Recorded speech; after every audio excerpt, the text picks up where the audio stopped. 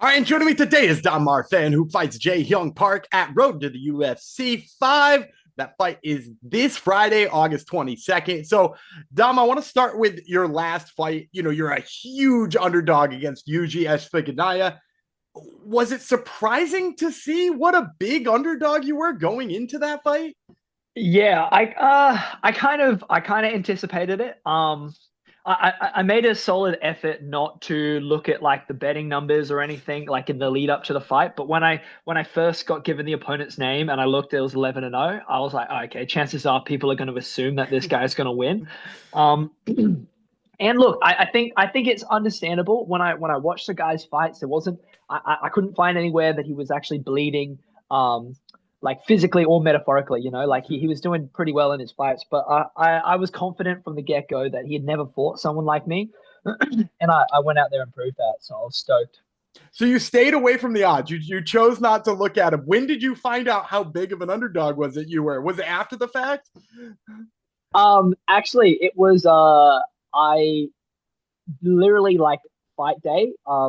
There was like a group chat that I was in with like a bunch of like my Brazilian jiu-jitsu students, and then they were like chatting about it, and I opened the message and I saw it. I was kind of pissed off. I was like, man, I didn't want to see that. Like, oh, okay, well, I guess I kind of knew, but like, okay, it is what it is. Um, and then after the fight, I have this process where I like to go and I searched up all the different like YouTube videos on me, all the previews and stuff, and I just wanted to see what most people were saying in terms of if they thought I was going to win, lose, and it was all very interesting. It was a good watch. Nice. And so does that make it sweeter too when you're watching back on all those other ones and they've all, they're all obviously they like the minus 600 favorite. Everybody likes the minus 600 favorite. What was it sweeter watching those back knowing that? Yeah, way better, way better. It kind of gives me power. Like when I love there were a few videos where people dismiss me super quick. Like they would do like big breakdowns for like all the other fighters, and they go, "Oh, this one's pretty self-explanatory. Yuji's gonna win." Moved on to the next one, and it gives me like power for like future fights, because I know I'm gonna go into fights where I'm perceived as the underdog. Um, and I think it can be easy for fighters to let that get too in their own head when they let people that aren't the ones in the cage control the narrative. They start like listening too much to it. And I feel more resilient and more durable against any of that outside input nowadays. I like that. Now, out of curiosity, you said you looked at his record, you immediately knew you'd be the underdog. Do you assume that just based on the fact that you have two losses? And before we answer that question, two losses to Killian Salkild, which, by the way, is pretty respectable in its own right. Do you assume you're the underdog just for that reason? Uh, yeah, I think so. I think it was actually it might have been your video I watched, It was bro. me. I believe it was where you predicted I was gonna win. Yeah, Yes, I that thought it was was me. you, bro. I didn't recognize it until I saw you pop up. But yeah, that was actually one of my favorite ones. I went and told everyone about that because I was like, man, there's finally someone that's actually done some research. It was like most of these guys you can tell have just looked at the topology and Mm, they've done zero other research. Like in your video you talked about like actually going and watching the fight and that I yeah. was doing pretty well. Um yeah, so yeah, I do think that those losses have aged quite well. I think there was a switch for Quillen probably about I think it was maybe his comeback fight after he had lost his pro debut where he was drastically a different fighter and he just had switched on. Everything was like sharp. His striking had gotten way better. Um, and yeah, like losing to someone of that caliber, I don't I don't beat myself up too much for it because like I said, like he is very good. I do think that he'll go very far in the UFC as well. I love it. Now, I want to ask you about this upcoming fight. I want to ask you about the tournament and all that kind of stuff. But before I do, I'm a guy who loves an MMA nickname. I ask almost every fighter I can about the origin of the nickname. So obviously, I can't have Street Buddha on and not ask where did Street Buddha come from. So tell me the story. When did we become Street Buddha? Yeah, 100%, bro. So Street Buddha all originated from I don't know if you've seen any of my amateur fights or maybe like my early pro fights. I had like a little bit of hair. And I just get like an undercut for the hairstyle. And I went to the barber and they completely fucked it up. They had put it like side on and it was hanging off the side of my head. I was like, this is terrible. So I'd shaved my head off. Shaved my hair off, and a bunch of people had a bunch of different nicknames for me. They were like, "Oh, you look like a monk. You look like the last Airbender." And at the time, Jorge Masvidal was a bit of a thing with his Street Jesus. So I had gone like, "Nah, I'm the Street Buddha."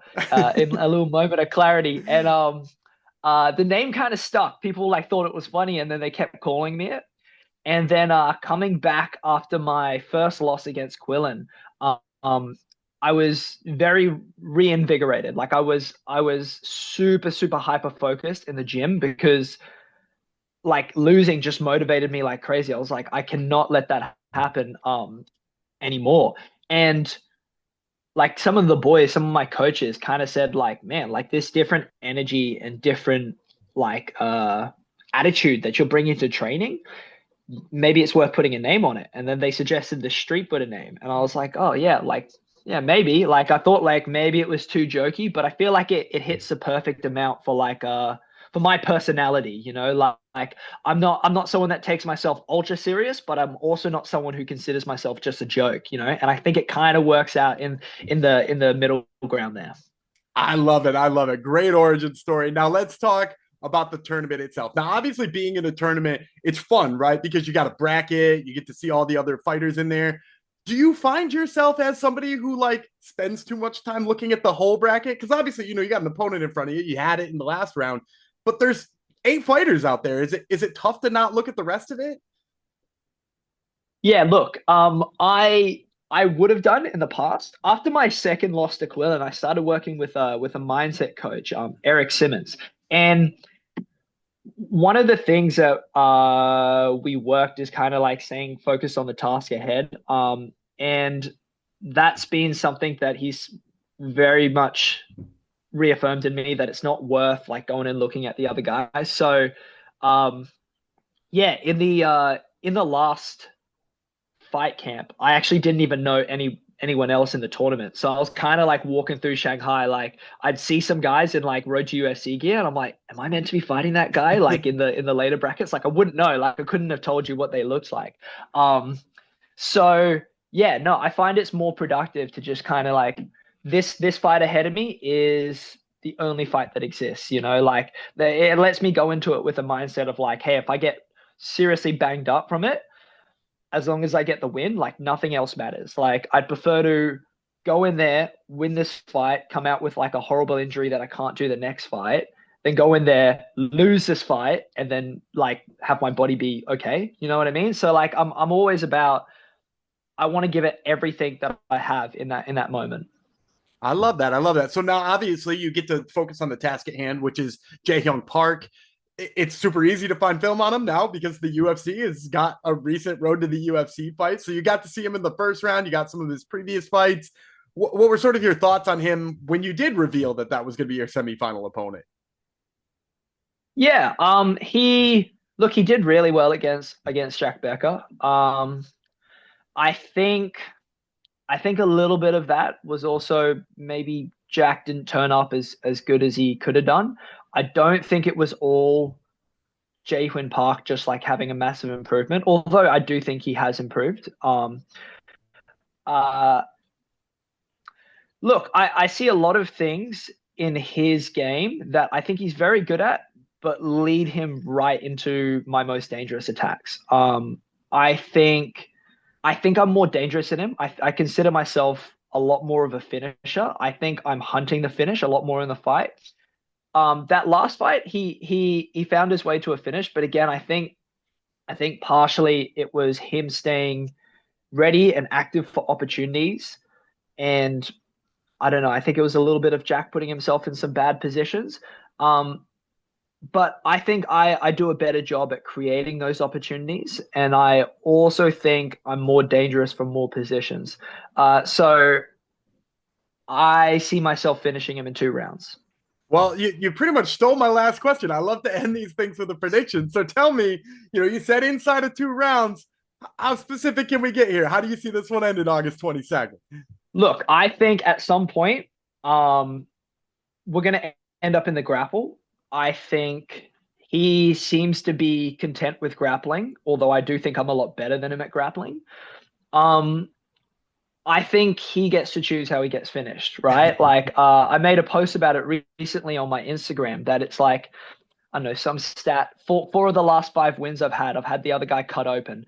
And one of those, sorry, 2 of those wins, I've choked them out early in the first round. So it's like people kind of get to choose. Like after I put them on their back, it's not oh, I'm gonna like lose this round. I'm just gonna stay on my back and like I'll stand back up and I'll be fine the next round. It's either I'm gonna put you to sleep if you try to rush your way back up, or I'm going to elbow you to pieces. And now next round, if you do stand back up, your face is going to look very different.